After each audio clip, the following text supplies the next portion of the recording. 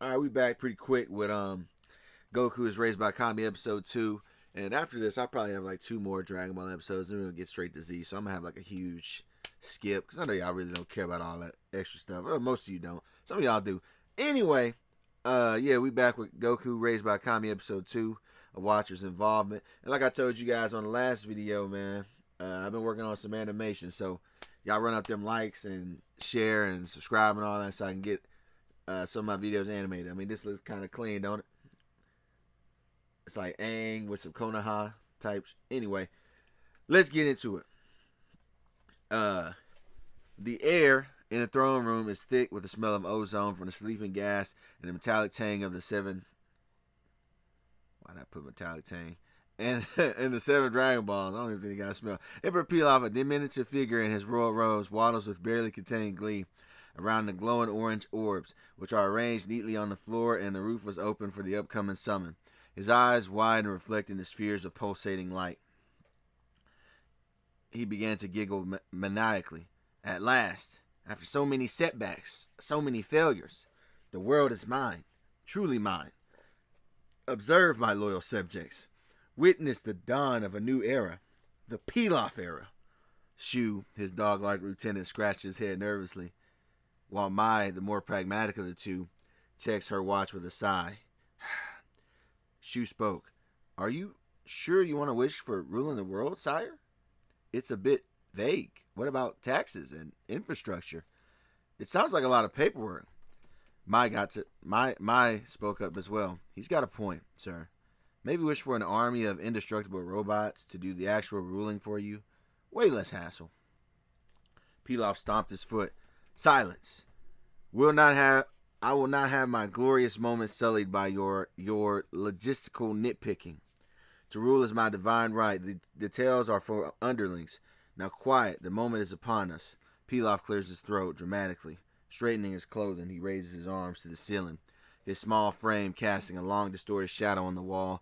A wicked smile stretched across his face as he savors the silence, the anticipation. This was it, the culmination of all his schemes. He opened his mouth. The words, I witch, poised on his lips, ready to reshape reality itself. The words never came out, though. Instead, a young, clear voice filled with unwavering conviction cut through the tense silence from the castle's broken skylight. Goku spoke. I summon you. Come forth, Shenron. Pilaf's face undergoes a grotesque transformation. His triumphant smile melts into a slack-jawed gape of disbelief. His eyes bulge, the spectacles slipping down his nose. The Dragon Balls erupted with a light so intense it bleaches the color from the room. A low earth-shaking rumble begins as the orbs shoot beams of energy toward the open ceiling, converging into a single point of blinding power. Emperor Pilaf began to shriek, his voice cracking. No! What is this? Who dares? That was my wish. My Dragon Balls. The energy coalesces, twisting and expanding into the colossal serpentine form of the eternal dragon. Shenron's immense body scales, gleaming in impossible green, coils through the throne room, his head nearly brushing the clouds. Where was that? Sorry about that. Brushing the clouds, his red eyes glow like hellfire, casting an ominous glow over the scene. The sheer divine pressure of the dragon's presence forces Pilaf, Shu, and Maya to their knees. Goku, having slipped in during the spectacle, stands firm before the divine beast, his white apprentice robes whipping in the supernatural wind. He looks small before the dragon, but his posture was still resolute. As the echo of Shenron's arrival fades, Goku doesn't hesitate. He takes a single, purposeful step forward, plants his feet, and lets out a sharp, focused exhalation. A visible wave of concussive force, a ki, emanates from his small frame. It doesn't destroy the walls, but it hits Pilaf, Shu, and Mai like a physical shove, sending them tumbling backward in the heap of limbs and startled yelps. Ah! They scrambled to look up, their faces ashen with terror. This wasn't a mere child. This was a monster wearing a boy's face. He had summoned a god and now wielded invisible power, it seemed. Goku spoke, his voice firm, echoing Kami's lessons. Your plan is over. Using this power to scare and control people is wrong. You won't give up on trying to rule the world. You will give up on trying to rule the world. Do you understand? Pilaf trembled from head to toe, only managing to give a frantic nodding. Shu was already kowtowing, his forehead pressed to the cold floor. We yield! We yield! Please, mighty warrior, spare us! Her cool composure shattered. We were just following orders. We promise we'll change. We'll go into gardening. Goku studied them for a long moment, his stern expression softening slightly at the sheer patheticness of it all. He gives a single sharp nod. Go. And don't let me catch you doing this again. That was all the permission they needed. With the cries of thank you, sir, and we're going, the trio scrambled over each other in a blind panic, fleeing the throne room and leaving behind only the scent of their fear and the towering silent form of Shenron, who awaits the wish of his true summoner. With the villains dispatched, Goku turned his attention to the large metallic capsule in the corner of the throne room. Kami's lessons on precision echoed within his mind. A surgeon does not use a landslide to remove a splinter, so he focuses ki, not into his hands, but into his eyes. Two thin focused beams of golden energy shot forth, not with explosive force, but with the intense concentrated heat of a laser cutter. The beams hummed softly as they traced a perfect, glowing rectangle around the capsule's lock. There was no explosion, only the smell of scorched metal and a loud clang as the severed section of door fell inward. Inside, a groggy Bulma was rubbing her eyes, while a slightly dazed Gohan was already on his feet, adopting a wobbly, defensive stance. They blinked in the dim light, their gazes moving from the smoldering cut in the door to the small black-haired boy standing calmly before the most terrifying creature they had ever seen. Their expressions were a mixture of profound confusion and awe. Who was this child who commanded dragons and cut through metal with his eyes? Before Goku could even offer a greeting, the air itself seemed to vibrate. Shenron's deep voice resonated, and it boomed, each word feeling like a physical pressure on his very chest. You have summoned me from the darkness of eternity. State your wish. Goku flinched, his confident demeanor vanishing as he spun around to face the colossal dragon. The sheer presence of the deity was overwhelming up close. Kami's teachings had spoken of his cosmic powers, but this was tangible. It was an awe-inspiring force. I can grant anyone's desire, so long as it does not surpass the power of my creator. Speak now, and it shall be done. Goku's mouth opened, but no sound came out. He had acted on pure instinct to stop Pilaf. The concept of a wish for himself had never crossed his mind. His life on the lookout was one of simple needs and profound purpose. What could he possibly ask for? His brow furrowed in genuine panic thought as the dragon's glowing red eyes bored into him, waiting. The silence stretched, becoming heavy and awkward. Goku was truly at a loss, his mind racing through pointless possibilities. What do I even wish for? More food? A new training gi? It all felt selfish and trivial. Just as the pressure of the moment threatened to overwhelm him, he heard a distinct cracking sound from behind. He glanced back to see the old man, Gohan, stretching his back with a pained grimace. Oof, tell you, I can't be sleeping on rock floors at this age. My bones aren't what they used to be. Feels like I've been folded up like a pretzel. Pause. The old man's simple, honest complaint cut through Goku's paralysis. Here was a clear, tangible problem. This kind old man who had shown honor in his adventures was suffering from the aches of his age. A solution presented itself in Goku's mind, not a grand world-changing wish, but a simple act of kindness. His expression softened, the panic replaced by warm determination. He knew exactly what to do. Goku turned back to Shenron, his voice clear and confident once more. All right, Shenron, my wish is for you to restore the old man behind me to his youth. Make it so he never has to complain about a sore back again. A wave of divine energy pulsed from the dragon. Bulma's jaw dropped. Wait, that's your wish? Not for a girlfriend or to be the smartest person in the world or the richest? But it was too late. A brilliant golden light enveloped Grandpa Gohan. Shenron's eyes flared. It is done. The flight was so intense that Goku and Bulma had to shield their eyes. The wish was simple, selfless, and perfectly within the dragon's power. A stark contrast to the world domination that Pilaf had desired.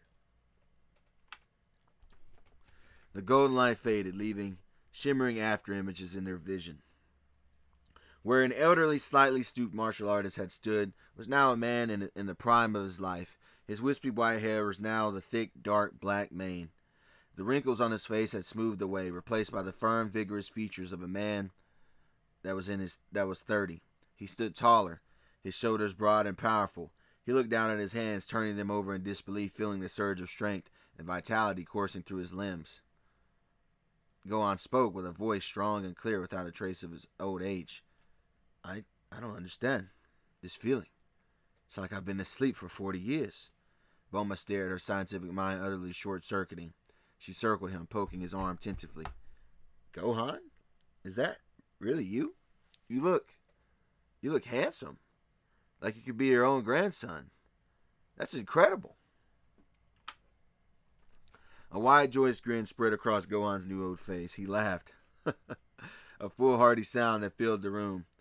Overwhelmed with gratitude, he reached over his shoulder and unslung the Niobo, the power pole. He held the extendable staff out to Goku with both hands, a gesture of deep respect. Young man, I don't know who you are or where you came from, but you have my eternal thanks. This is a sacred weapon. It can extend for the will of its wielder. Please take it. Consider it a small token of my gratitude. Goku's eyes widened with fascination. He took the red pole, feeling its perfect balance. It reminded him instantly of the simple wooden staff Kami often carried on the lookout. A smile touched his lips. This was practical. This was a tool, not just a weapon. It could be useful for all sorts of things in his training. Wow. Thanks, mister. Now I can have a staff just like my master's. He gave it an experimental twirl. The movement unnaturally fluid for a boy who had never held it before. It felt right in his hands. A new instrument to learn and master. The divine energy of Shenron faded, the Dragon Ball scattering into the sky as the great serpent vanished. In the sudden quiet, the reality of what he had done crashed down upon Goku. The adrenaline that had fueled his defiant leap from the lookout and his confrontation with Pilaf ebbed away, replaced by a cold knot of apprehension in his stomach. He had directly disobeyed Kami. He had intervened in the affairs of the world below. He glanced up at the night sky as if he could see the floating palace thousands of feet above. Mr. Popo's disappointed face and Kami's stern, silent judgment loomed larger in his mind than any dragon. Gohan placed a rejuvenated hand on Goku's shoulder. Wait, son. You must tell us. Who are you? Where did you come from? The touch broke Goku's trance. He flinched, pulling away. I have to go. I'm really late. Before Bulma could shout, late for what? Goku crouched and then shot straight up into the air with a powerful leap that cracked the stone floor beneath him. He became a speck against the stars in an instant. His voice, carried down by the wind, was a faint, trailing call. My name is Goku, by the way. Duo stood in a wrecked throne room, staring into the empty sky. They were left with a revitalized Gohan and a handful of questions, and the lingering image of a mysterious, powerful boy who had descended from the heavens, fixed a problem they couldn't, and vanished just as quickly back into the heavens. Goku landed softly on the familiar white tiles, his heart pounding not from exertion but from dread. Kami was waiting for him, silhouetted against the moon, his arms crossed within his wide sleeves. The air was frigid with disapproval. Your recklessness knows no bounds. You have violated the most sacred tenet of this office. You interfered with the petty squabbles of the Earthlings. Goku clenched his fists. I protected the world. I protected the world and its people.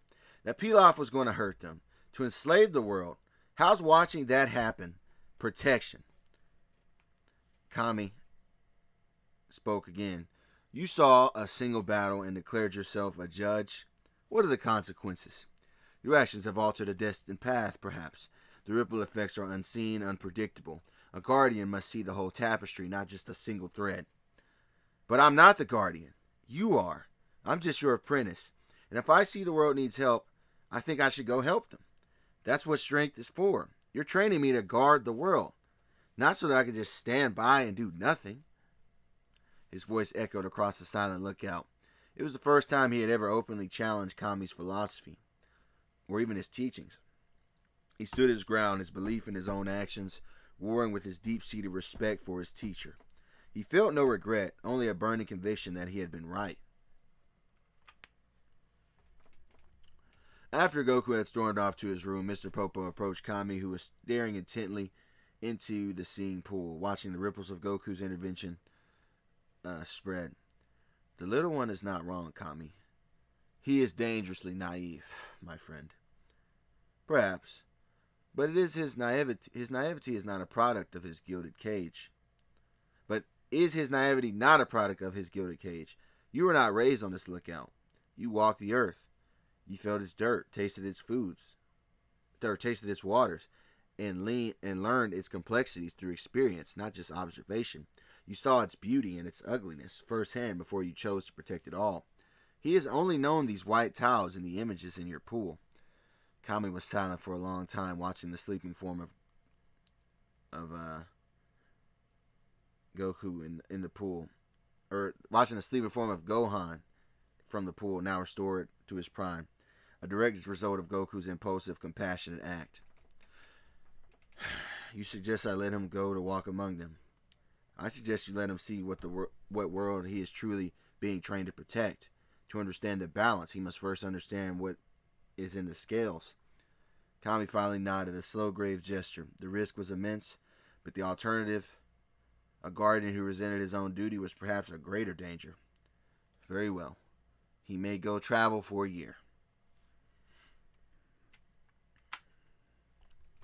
Bulma Breeze was in her lab, the Dragon Ball radar on her workbench. The adventure was over, but the mystery of the boy Goku consumed her. And then a soft tapping sound came from her window. Annoyed, she looked up, expecting a large bug or a heckler mad at the Capsule Corporation.